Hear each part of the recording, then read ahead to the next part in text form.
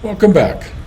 I'm Richard Hosnout. I'm your host for the Wisdom Inspired Life podcast, with listeners in over 70 countries and this Wisdom Inspired Life YouTube channel.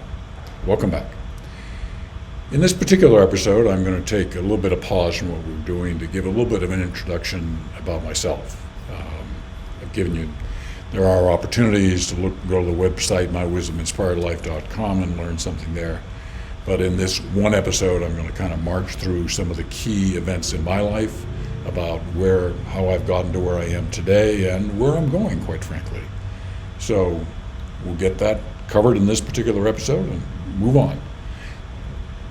Well, I grew up. Yes, 6'5", I did grow up. Yes. My parents immigrated from the Netherlands separately and met in the United States. Economically, for most of our lives, we were lower middle class. I was born in Salem, Massachusetts, but I grew up in Ipswich, Massachusetts, which is north of Boston, north of Gloucester. The little red dot you see on the map there is kind of like where Ipswich is.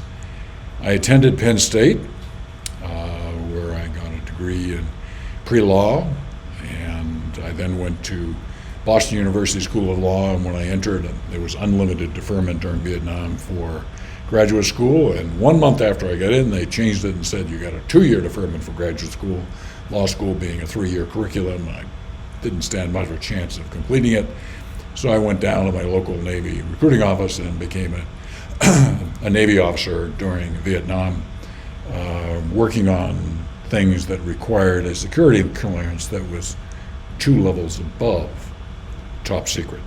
Kind of interesting stuff there.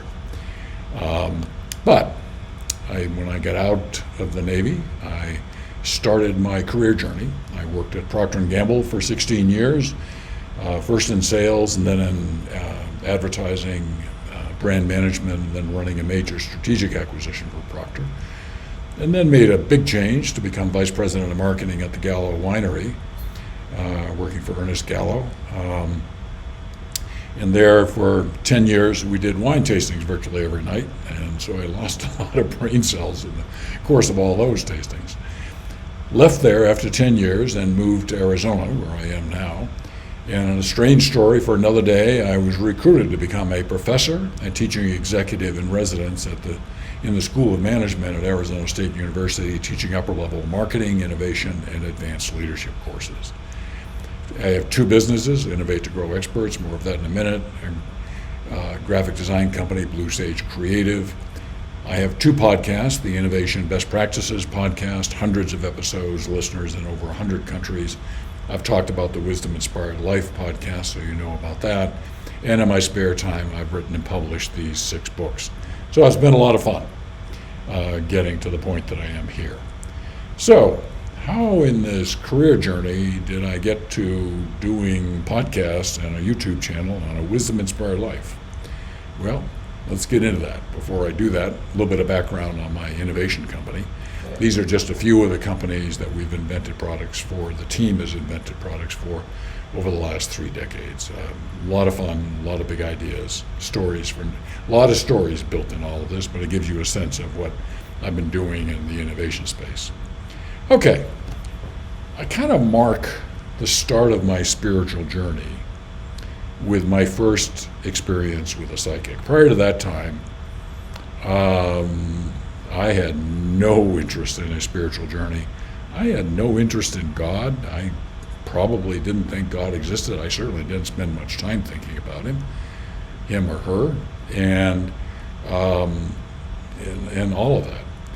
And in the course of my Procter & Gamble career, we moved down to Lexington, Kentucky, and my wife, new in town, met a woman who became known as Susu, and Susu somehow, some way, shape, or manner, convinced my wife to go see a psychic. And I came home one day, and the 2 of them were there, and announced this, and very unusual for my wife to agree to something like this, but nonetheless, Susu had gone and convinced Patricia, my wife, that they should go.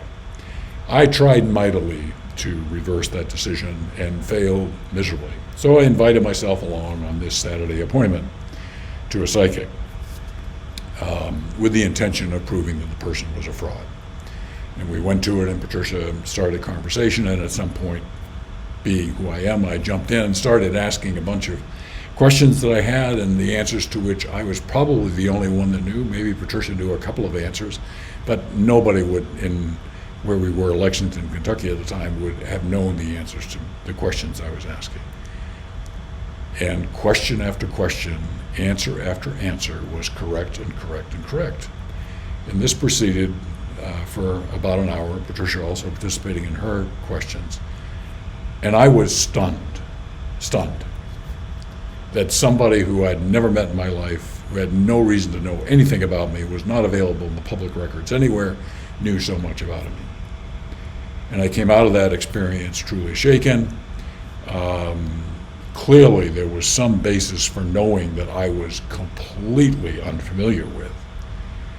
Now, this event in my life probably would have gone away, and I would have gone into denial, but there was this messy little fact that the conversation had been recorded, and I had the opportunity to listen to it again, and indeed what I thought happened had happened.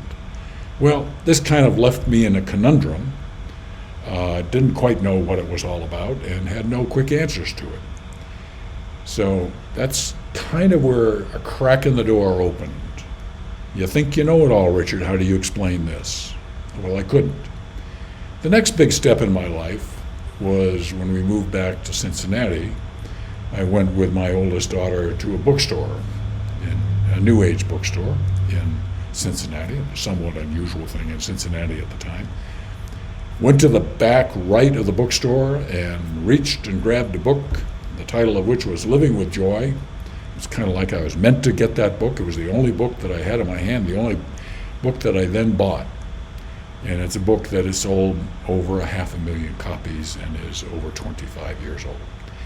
This book made a profound change in my life. I realized you could actually live with joy. That was an entirely new concept to me, because I was a hard worker, intent on my career, and joy was not a whole lot about it. And as I learned, Living with Joy was a book that Sanea Roman channeled from an entity on the astral plane called Orin, O-R-I-N. Okay. Well, this book made such an impact on me that back in the time that this happened, there were no audio books, so I actually got a tape recorder and created an audio track for every single chapter. And as I would drive to work, I would listen to it on the way back again the same. This book has a very transformative effect and began my true waking up. And I would not have been open to things like a channeled book had it not been for that psychic experience that I mentioned just a moment ago. So this really got me moving. A lot of other steps in this, but these are the main highlights along my journey. My next big one was living back east, and had the opportunity to go to Esalen, a place south of Big Sur, just south of Big Sur. Beautiful, beautiful location over the Pacific Ocean. The picture you see on the left is part of what you see there.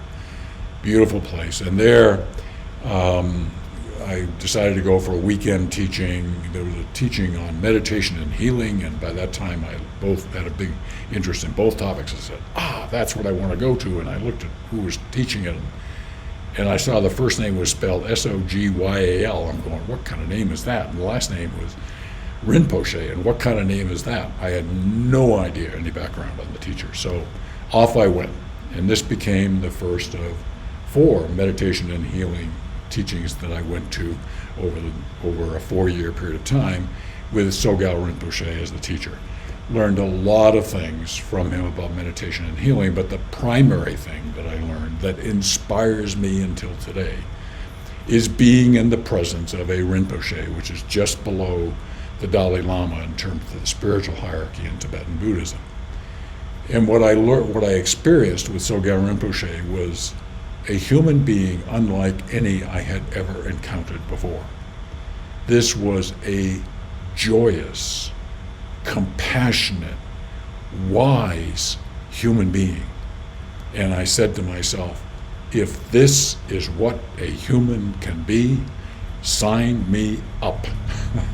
And I became committed to trying to become that kind of human being, knowing that I started the journey way behind Sogyal Rinpoche and other great masters, great Tibetan masters and masters in other religions also and things. But an inspirational moment to know that a human being could actually be like that. Great experience. The next along my path, and I've talked about this a little bit before, is encountering the SelfRealization Fellowship and Paramahansa Yogananda. The thing I love many things about the SelfRealization Fellowship. Part of it is the name Self-Realization Fellowship. This meant I could largely, even though they had many temples and places of teaching, that I could really learn on my own, a self-realization program. And I really love that, in part because when I started there were no temples anywhere near me.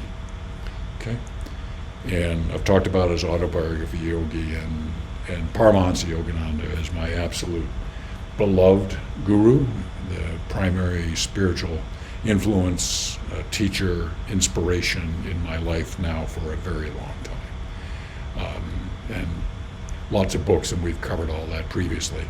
We talked in resources, wisdom resources, I talked about these same books that you see here. Just a wonderful,